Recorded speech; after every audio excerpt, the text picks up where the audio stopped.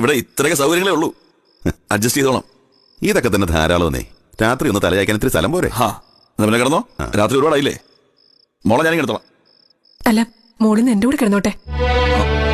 അയ്യോ വേണ്ട, ഇവള് രാത്രി എഴുന്നേറ്റ് കരയും. സാരമില്ലെന്നേ, ഞാൻ നോക്കിക്കോളാം. നിനക്ക് വലിയ ശല്യാവേ. ഒരു രാത്രിയല്ലേ ഉള്ളൂ ഗോവിന്ദൻകുട്ടി.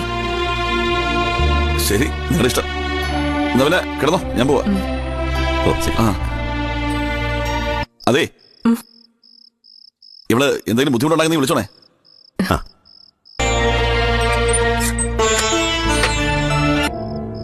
ചോദിച്ചോ?